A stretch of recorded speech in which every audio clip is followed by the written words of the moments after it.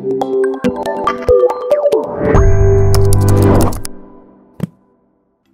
is Oppo A15s. 177 গ্রাম ওজন, 7.9mm thin, white color, looks gorgeous, just like my t-shirt. একটা black color variant আছে এটার। It feels really good in hand, যদিও পেছনের দিকে কিছুটা গ্লসি ফিনিশ দেওয়া হয়েছে, বাট ফিঙ্গারপ্রিন্ট বা স্মাজেস একদমই পড়ে না। এবং যে ক্যামেরা হাউসটা আছে এটা ট্রেডিশনাল হলেও লুকস গুড। এবং এই ফোনটির দাম হচ্ছে বাংলাদেশে 13,990 টাকা বা 14,000 টাকা। সো এই প্রাইস রেঞ্জে ফোনটি কেমন হবে গত কয়েকদিন আমার ইউজার এক্সপিরিয়েন্স থেকে আপনাদেরকে জানাবো। সো বডিতে আমরা নিচের দিকে দেখতে পাচ্ছি 3.5mm audio Jack, primary microphone, micro USB port এবং বটম ফেসিং স্পিকার, যেটার কোয়ালিটি আমার কাছে মোটামুটি ভালো লেগেছে। খুব এক্সট্রাঅর্ডিনারিও না, আবার খুব খারাপও না, একদমই মিডলে। বাম পাশে ট্রিপল স্লট আছে এবং ডান পাশে আছে পাওয়ার বাটন এবং ভলিউম রকার্স, যেগুলোর পজিশনটা ঠিকঠাক জায়গাতে করা হয়েছে। সো পেছনে যে ফিঙ্গারপ্রিন্ট স্ক্যানারটা আছে এটা নিয়ে আমার কিছুটা মিক্সড ফিলিং, কারণ এটা ফিল হয় খুবই ফাস্ট, কারণ টাচ করার সাথে সাথে ইনস্ট্যান্টলি ভাইব্রেট হচ্ছিল, তার মানে ফোনটা আনলক হচ্ছে। বাট স্ক্রিনের লাইটটা জ্বলতে একটু টাইম লাগে। এটা মেবি সফটওয়্যারের ল্যাগ, বাট খুব একটা কনসিস্টেন্ট পাইনি স্পিডটার। কখনো খুব ফাস্ট আনলক হচ্ছিল, আবার কখনো একটু স্লো। সো আমার মনে হয় যে এইখানে কিছুটা ইম্প্রুভমেন্টের দরকার ছিল, but the fingerprint itself is really fast. ডিসপ্লেটা হচ্ছে 6.52 ইঞ্চির এইচডি প্লাস রেজুলেশনের একটি আইপিএস এলসিডি প্যানেল, এবং এই ডিসপ্লের কোয়ালিটি আমার কাছে ওভারঅল ভালো লেগেছে, স্পেশালি ব্রাইটনেস। আউটডোরে বা ডিরেক্ট সানলাইটেও আমি দেখলাম ভিজিবিলিটিতে কোনো ইস্যু হচ্ছিল না, কোনো ধরনের ভিউইং অ্যাঙ্গেল নেই, কালার নেগেটিভিটি নেই। ওভারঅল ডিসপ্লের কালারটা খুবই ভিভিড ছিল, যদিও যেহেতু রেজুলেশনটা একটু কম, সো শার্পনেসে কিছুটা ঘাটতি থাকবে। বাট একটা গুড নিউজ হচ্ছে এখন ইউটিউবে কিন্তু 720p ডিসপ্লেতে 1080 ভিডিও প্লে হয়। আমি জানি না এটা কি অফিসিয়াল কিনা, কারণ ইউটিউব থেকে এখনও কোনো অ্যানাউন্সমেন্ট আসে নাই। এবং আমার কাছে মনে হয়েছে যে 720 পিক্সেলের ডিসপ্লেতে 1080 পিক্সেলের ভিডিও একটু বেশি শার্প লাগে। আমি জানি না এটা কি সাইকোলজিক্যাল ব্যাপার কিনা, বাট আমার কাছে একটু বেটার লাগছিল। আপনারাও কমেন্ট করে জানান যে আপনার 720p ডিসপ্লেতে 1080 ভিডিওতে কোনো ইম্প্রুভমেন্ট নজরে আসছে কিনা আপনাদের, অথবা আপনার যদি 1080 ডিসপ্লে হয় তাহলে 4K ভিডিও প্লে করে কেমন এক্সপিরিয়েন্স পাচ্ছেন কমেন্টে জানিয়ে দিন। বাই দ্য ওয়ে ইউটিউবের অ্যাপে এই ফিচারটি আছে।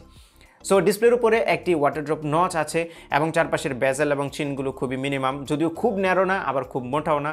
সো এই বাজেটে ইট লুকস রিয়েলি গুড সামনের দিক থেকে, এবং ডিসপ্লেতেও কোনো ধরনের সমস্যা নেই। যদিও টাচ রেসপন্সে একটু সমস্যা আমি মাঝে মধ্যে পেয়েছি, লাইক টাচ করলে কাজ করছিল না। আমি জানি না সেটা আমার ঠিকমতো টাচ করা হচ্ছিল না কিনা এই জন্য, বাট ওভারঅল মেজর কোনো সমস্যা আমি ডিসপ্লেতে ফেস করিনি। আর এই ফোনটার অলমোস্ট সবগুলো বিষয় আমার কাছে ভালো লেগেছে, জাস্ট একটা জায়গায় একটু ছোট্ট ইস্যু আছে, সেটা হচ্ছে পারফরমেন্স। সো এই ফোনটিতে মিডিয়াটেকের হেলিও P35 চিপসেট ইউজ করা হয়েছে। এটা র্যাম হচ্ছে 4GB আর ইন্টারনাল স্টোরেজ হচ্ছে 64GB। নাও রোমের বেলায় কমপ্লেন করার মতো কিছু নেই, কারণ 14,000 টাকা প্রাইস রেঞ্জে 4GB র্যাম ইজ এনাফ। কিন্তু হেলিও P35 আমার কাছে একটু লো পাওয়ার চিপসেট মনে হয়েছে। এই প্রাইস রেঞ্জে যদি আমরা স্ন্যাপড্রাগন 460-র কথা বলি, সেটাই প্রাইস রেঞ্জে আছে, এবং স্ন্যাপড্রাগন 460-র পারফরমেন্স কিন্তু এটা থেকে মাচ বেটার। ইভেন মিডিয়াটেকের জি সিরিজের সবগুলো প্রসেসরের পারফরমেন্সই P35 থেকে much better in terms of day to day task, even gaming. So সেই জায়গাতে আমার মনে হয়েছে যে প্রসেসরটা আরেকটু বেটার এখানে দেওয়া যেত।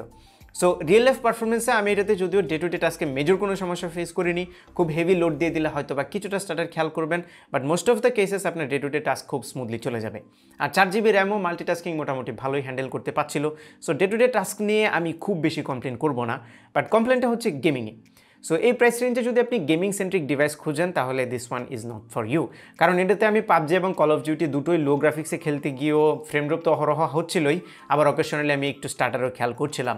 So yes, this one is not gaming centric. So পারফরমেন্সের বেলায় আপনার জাস্ট আইডিয়া রাখেন যে ডে টু ডে টাস্কে ইউল বি ফাইন, বাট গেমিংয়ের বেলায় আপনাকে কিছুটা প্রবলেম পোহাতে হবে।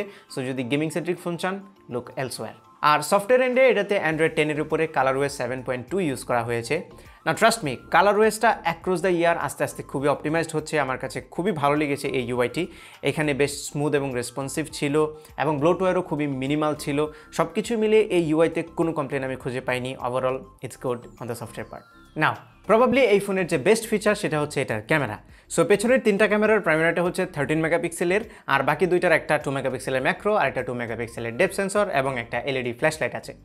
নাও প্রাইমারি ক্যামেরার ডিলাইটেড ছবির কোয়ালিটির কথা এক কথায় বললে, যদি এই প্রাইস রেঞ্জে বেস্ট 2-3টা ফোন আপনারা একসাথে করেন তাহলে এইটিকে ক্যামেরার জন্য সেই রেঞ্জে রাখতে হবে, মানে one of the best. So day লাইটে, ইনডোরে এবং আউটডোরে দুই জায়গাতেই খুবই ভালো ছবির কোয়ালিটি আমি পাচ্ছিলাম। ছবিগুলো বেশ শার্প এবং ডিটেল ছিল। 13 মেগাপিক্সেলের সেন্সর হওয়া সত্ত্বেও জুম করলে বেশ ভালো রকমের ডিটেল দেখা যায়। ডাইনামিক রেঞ্জ যদিও ইমপ্রেসিভ বলবো না, but it's good for the price. এবং ওভারঅল ছবির কালার থেকে শুরু করে প্রসেসিং সব কিছুই আমার কাছে ভালো লেগেছে। যদিও পোর্ট্রেট শটে ফেস একটু স্মুথ করে দিচ্ছিল এবং এজ ডিরেকশনে মাঝে মধ্যে একটু প্রবলেম হচ্ছিল, এবং আমরা এখন বেশিরভাগ ফোনেই দেখছি যে পোর্ট্রেট শটের বেলায় ফেসটা স্মুথ করে দেয়। এটা ছাড়া বাকি সব কিছু মোটামুটি ভালোই লেগেছে। বাট লাইট যখনই কমতে শুরু করে তখন ছবির কোয়ালিটিও কমতে শুরু করে। লো লাইটে ছবিতে প্রচুর নয়েজ এবং গ্রেইন থাকে, কালারও ঠিক থাকে না, এক্সপোজারও ঠিকঠাক থাকে না। মানে ওভারঅল লো লাইটের ছবিগুলো খুব একটা ইউজফুল মনে হয় না আমার কাছে। বাট যদি মোটামুটি লাইট থাকে তাহলে আপনারা ভালো মানের ছবি পাবেন। আর যে ম্যাক্রো লেন্সটা আছে এটার কোয়ালিটিও খুব একটা ভালো না। যদি ভালো লাইটে এবং ক্রিয়েটিভ সেন্স অ্যাপ্লাই করে ছবি তুলতে পারেন তাহলে হয়তো চালিয়ে নেওয়ার মতো ছবি পাবেন। বাট এই প্রাইস রেঞ্জে আমি ম্যাক্রো লেন্স আসলে সাপোর্ট করি না। আর ভিডিওর বেলায় 1080 30 ফ্রেম পার সেকেন্ডে রেকর্ড করতে পারবেন। একদমই অ্যাভারেজ কোয়ালিটি ছিল ভিডিও, তবে স্লো মোশন এবং টাইম ল্যাপসের অপশনটা আছে। আর সামনের যে ক্যামেরাটি এটি হচ্ছে 8 মেগাপিক্সেলের। সামনের ক্যামেরার ছবির কোয়ালিটিও পেছনের মতো খুবই ভালো ছিল। ছবিতে ভালো রকমের ডিটেল থাকে, ছবিগুলো শার্প হয়, ফেস টোনটা অলমোস্ট অ্যাকুরেট। যদি কিছু কিছু লাইটিং কন্ডিশনে লাইক বিকেলবেলা একটু রেডি স্টোন দিচ্ছিল, এটা যদিও গোল্ডেন আওয়ারের কারণে, বাট বেশিরভাগ লাইটিং সিচুয়েশনে ছবির কোয়ালিটি খুবই ভালো ছিল।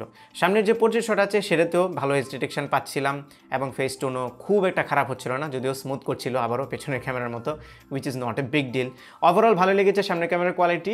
শুধু লো লাইটে আবারও পেছনের লাইটের মতো খুব একটা ভালো আসবে না সামনের ক্যামেরা দিয়ে। তবে সামনের ক্যামেরা দিয়েও 1080 আপনারা 30 ফ্রেম পার সেকেন্ডে ভিডিও রেকর্ড করতে পারবেন। সো ওভারঅল যদি সামনে এবং পেছনে দুটো ক্যামেরায় কনক্লুড করি তাহলে বলবো এই প্রাইস রেঞ্জে one of the best camera এই ফোনটি অফার করছে। এবার চলে আসি ব্যাটারিতে।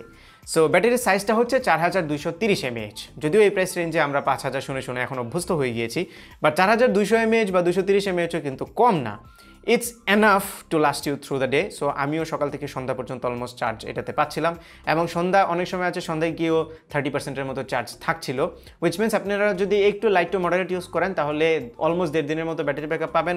আর যদি একটু হেভি ইউজ করেন তাহলে মোটামুটি একদিন পার হয়ে যাবে, যেহেতু এটা চিপসেটটা একটু মানে তুলনামূলক লো পাওয়ার। তবে বক্সের যে চার্জারটি আছে সেটা হচ্ছে 10 ওয়াটের, which is pretty slow. So আমার মনে হয় এখানে অ্যাটলিস্ট 18 ওয়াটের চার্জার দিয়ে দিলে আরেকটু বেশি ভালো হতো। এর বাইরে এটার কল কোয়ালিটি ভালো ছিল, ইয়ারপিসটি মোটামুটি লাউড ছিল এবং এটাতে নেটওয়ার্ক রিসেপশনের কোনো ইস্যু পাইনি। দরকারি অলমোস্ট সব ধরনের সেন্সর এটাতে আছে এবং ফোনটি ইউজ করতে গিয়ে খুবই কমফোর্টেবল লেগেছে। ফাইনালি যদি কনক্লুড করি যে 13,990 টাকা বা 14,000 টাকায় Oppo A15s কার জন্য, বা কিনবেন কি কিনবেন না, ওয়েল কেনা না কেনা ডিসিশনটা অবশ্যই আপনার উপর। বাট আমাকে যদি জিজ্ঞেস করেন তাহলে বলবো যদি বেস্ট ক্যামেরা চান এবং খুবই ভালো ডিজাইন, ইন হ্যান্ড ফিল এবং মানে স্যাটিসফ্যাক্টরি ব্যাটারি ব্যাকআপ যদি চান, দেন গো ফর ইট। বাট আপনি যদি একটু পারফরমেন্স ওরিয়েন্টেড ফোন চান, যদি একটু গেমিং সেন্ট্রিক ফোন চান, দেন লুক এলসওয়্যার। মিডিয়াটেকের জি সিরিজের যে চিপসেটওয়ালা ফোনগুলো আছে সেগুলোর দিকে একটু বেশি ঝুঁকতে পারেন, কারণ ওইগুলোতে গেমিং পারফরমেন্স একটু বেটার পাবেন। সো এই ছিল আমাদের আজকের ভিডিও। আশা করি ভিডিওটি আপনাদের ভালো লেগেছে। যদি ভালো লেগেই থাকে তাহলে ভিডিওতে একটা লাইক দেবেন, কমেন্ট করে জানাবেন কেমন লাগলো। আপনার ফ্রেন্ডদের সাথে শেয়ার করতে একদমই ভুলবেন না, আর আমার চ্যানেলে সাবস্ক্রাইব তো মাস্ট। দেখা হবে পরবর্তী ভিডিওতে। Till then take care. আসসালামু আলাইকুম।